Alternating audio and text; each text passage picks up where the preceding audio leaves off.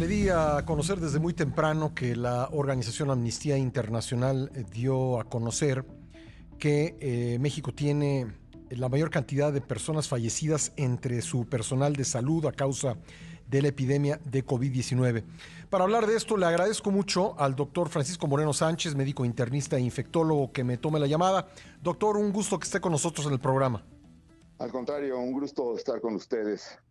Esto es algo que nos imaginábamos porque pues hemos seguido de cerca el trabajo del personal de salud, las dificultades que enfrenta, también pues las protestas de muchos por la falta de equipo de protección personal.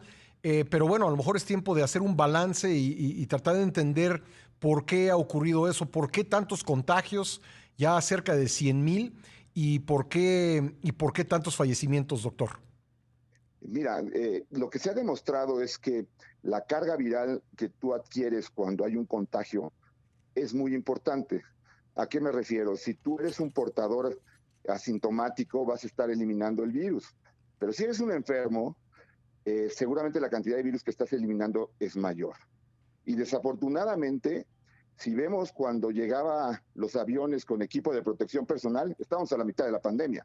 Sí. El personal de salud llegó no solamente no preparado, sino expuesto a esta pandemia. Uh-huh. Y una persona que se expone a un enfermo tiene mucho mayor riesgo, si no toma precauciones, de tener no solamente un contagio, sino una enfermedad más grave.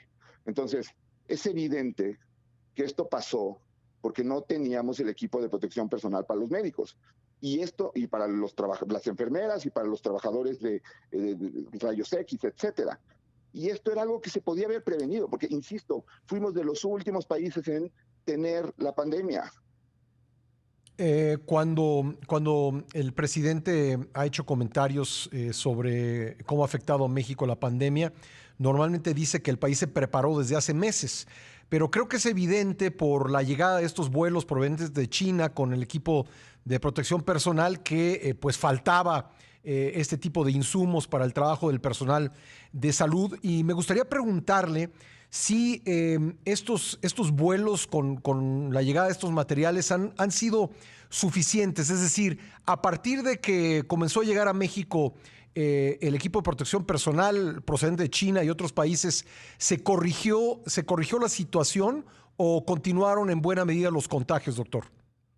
Mira, yo creo que han sucedido dos situaciones. Una, la pandemia se ha prolongado con respecto a otros países con número alto de contagios por ya 18 semanas. Tenemos 18 semanas los trabajadores de salud de continuamente estar recibiendo pacientes. Evidentemente este material tiene que ser reciclado, o sea, tiene que cambiarse. Y al prolongarse tanto la pandemia, otra vez empieza a haber carencias, porque otra vez se escucha de que hay carencias. Y la otra situación es que expusiste a personas que no tenían el conocimiento de esta enfermedad. ¿A qué me refiero? Convertiste muchos hospitales en COVID, pero con médicos que no estaban preparados para ver pacientes COVID. Y entonces los expones a ellos a un riesgo de esta enfermedad que se sabía desde que Wuhan tuvo el brote, que era una enfermedad que requería de médicos de terapia intensiva, de medicina crítica, infectólogos, neumólogos. No podías convertir a los médicos generales o médicos de otras especialidades a médicos COVID. Eso fue una exposición desprotegidos y sin el conocimiento. Y los resultados están ahí. Incluso en las áreas más críticas, las salas de terapia intensiva, se ha dado el caso de que haya ahí médicos trabajando que no, digamos, no tienen o los suficientes conocimientos o la suficiente preparación para pues enfrentar esta enfermedad. Así es, y no es porque ellos no estén preparados médicamente, sino porque el manejo de estos pacientes es muy complejo. Son pacientes que requieren un trabajo multidisciplinario con mucho apoyo de terapia intensiva, de ventiladores, etcétera, y no puedes darle un curso de 2 horas o 3 horas o 2 días a una persona que es médico general para atender a estos pacientes. Es exponerlos, es provocar que ellos tengan el riesgo de adquirir una enfermedad porque ni la saben manejar, ni van a ayudar al paciente y solamente se están exponiendo físicamente a esta situación. Entonces, la realidad es que si tú comparas esto con estudios en Noruega, en donde los casos de médicos que han sido detectados con COVID ocurrieron más en su casa o fuera del hospital que en el hospital, la única explicación que tenemos es que no estaba preparado el trabajador de la salud, porque no estaba protegido con lo que necesitaba de equipo para atender a estos pacientes. Entonces, resumiendo, el equipo de protección personal llegó tarde, luego se prolongó el periodo de contagio o en el que se ha dado muchos contagios, y ese equipo de personal, de protección personal que sí llegó, probablemente ya se acabó y no ha llegado nuevo. Y además, en muchos hospitales COVID, pues han tenido que trabajar médicos cuya especialidad, digamos, por su especialidad no tenían todos los elementos teóricos y prácticos para enfrentar esto. Podríamos resumir así. Así es, totalmente. Y ellos mismos no pudieron predecir cuánto tiempo iba a durar la pandemia, porque si hablaban que el 8 de mayo iba a ser el pico de la pandemia y el día que más casos reportados ha habido en México es el 2 de agosto, que son prácticamente 3 meses después de cuando se pronosticó que iba a ser el pico de la pandemia, y esto no es más que la falta de pruebas. La falta de pruebas. La pasamos a ciegas. Ayer decía el subsecretario Hugo López-Gatell que pues estaba un poco molesto y decía que en las redes sociales había comenzado a circular que él había pronosticado que en octubre habría semáforos verdes en algunos países, perdón, algunos estados de la República, y luego de ahí pasó a decir que pues lo critican por todo y que lo que él dice no es tarot, no tiene una bola de cristal, pero doctor, por lo que usted me acaba de decir del pico, pues creo que sí es importante tratar de establecer algunas proyecciones, porque de esas proyecciones dependen tomas de decisiones que pueden salvarle la vida a los médicos, por ejemplo. Y a la población. Sí. El 2 de junio volvimos a la nueva normalidad.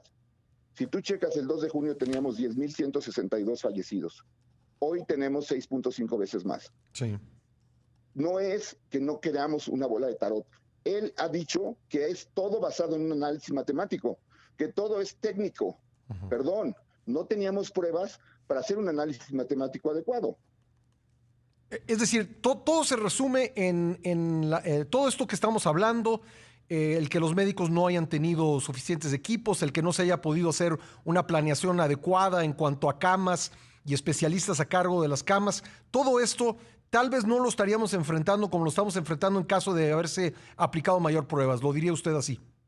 Así, y agregaría que la forma como han valorado el pasar de semáforos ha sido en base a camas disponibles. Y cuando tú revisas las cifras de mortalidad en hospitales públicos y ves que 1 de cada 3 fallecen, también te das cuenta que la idea no era tener camas disponibles, era tener camas preparadas, no disponibles. Pues sí, pues doctor, la verdad es que hemos seguido con atención lo que han tenido que enfrentar el personal de salud. Especialmente desprotegido, dice Amnistía Internacional, está el personal de mantenimiento. ¿Podría hacerme algún apunte sobre este tema en concreto?